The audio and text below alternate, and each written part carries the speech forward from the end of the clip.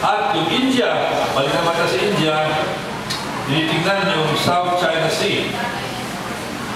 Ang ginawa ng Japan ngayon, pinalakas din ang kanilang ugnayan sa India. Kampihan na naman. Hindi ba? India, makapagalihang country. Ang Japan, makapagalihang country. Pero mukhang lumalabas na ang gusto nila, magkaroon sila ng tie-up ng kampihan.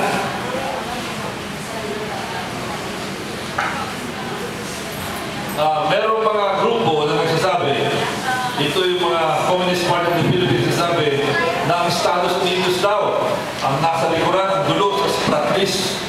Ito po ay nakagulat sapagkat ang gulo ay nagsimula nung mag-claim ang China. Kung walang claim ang China, walang gulo.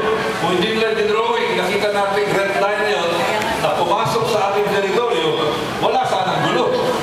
Hindi ba? Parang kung kayo may kapitbahay at hindi tinapakan ng kapitbahay ang inyong teritoryo, may gulo o walang gulo? Walang gulo. Pero pag pumasok sila, magkakaroon ng gulo. Pero siyempre, mabuti naman at may mga maraming malalamig ang ulo, ang China inibita ang ating Foreign Affairs Secretary para bumisita sa Beijing at doon nag-usap sila. Pero kahit na nag-usap, hindi po satisfied ang Pilipinas. Hindi kontento ang Pilipinas sa naging usapin. Ang sinabi ng Pilipinas, totoo, ikaw ay makapangyarihan, pero ikaw ay dapat maging isang responsable na makapangyarihang tao. Again, parang tao din. Kahit na anong kapangyarihan, halimbawa, police, military, mayor, congressman, kahit na siya ay makapangyarihan, hindi pwede na siya ay naglalakad sa inyong lugar na kung sino-sino ang tinatapakan. Hindi pwede na bigla na isang papasok sa bahay nyo nang hindi kumakatok at hindi nagpapaalam. Yun ang sinasabi na responsable na makapangyarihang tao. Yun ang dapat na kilos ng China.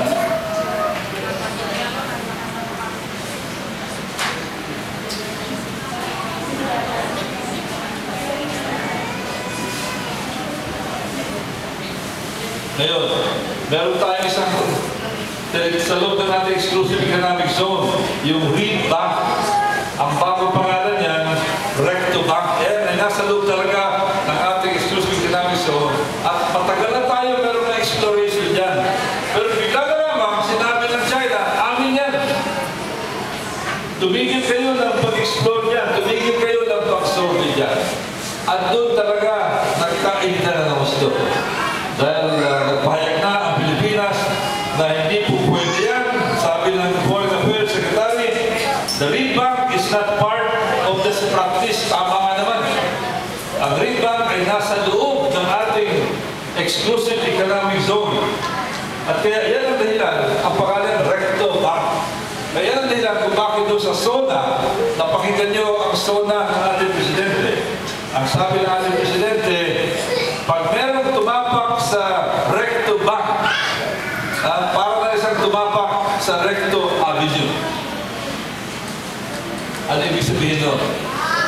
Ibig sabihin, ang sa Pilipinas ay para sa Pilipinas. Walang pwedeng umangkin dyan. Kaya nung siya ay binanggit ng ating Presidente, ang lakas po ng palakpak ng mga miyembro ng Kongreso, congressmen, senators, at yung gallery, yung mga tao. At kasama na rin yung mga radio commentators, pinalampakan niya na gusto. Kasi kailangan natin manindigan dyan. Ang sinabi niya, pag ikaw ay tumapak sa Recto Bank, para ka rin tumapak sa Recto Avenue. Teritoryo natin yan. Yung po mga PILAMs sa states, kumilos na rin sila ay simulang mag-rally. Kaya po nung mga June 25, nagkaroon sila ng rally sa Chinese Embassy sa iba-ibang lugar.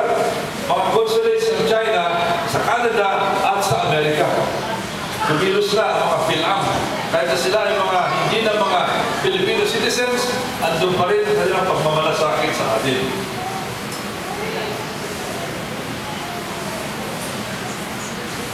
Filipinos protest China in Spratlis Road. Ito yung balitang Amerika. Naninindigan sila. At ginamit din yung dating kanta natin, yung lumang kanta, Land of the Morning, yung English na national anthem natin, yung Trample the Sacred Shores, nakalagay kasi sa ating national anthem muna, near shall invaders trample the sacred shores.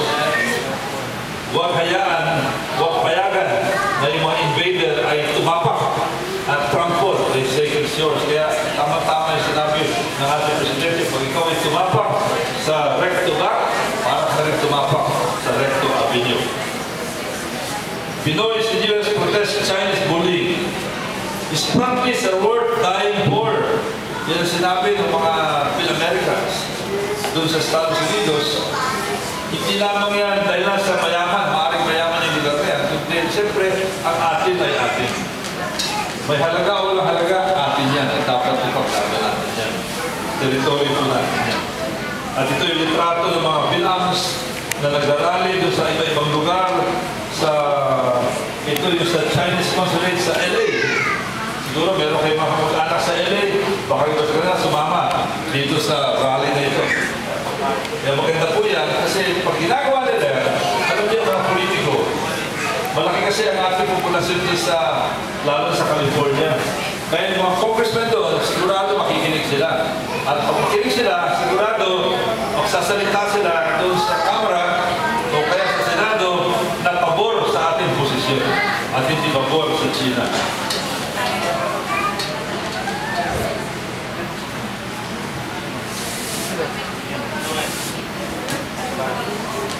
Meron nagsasabi na war with China was practice impossible due to interdependency.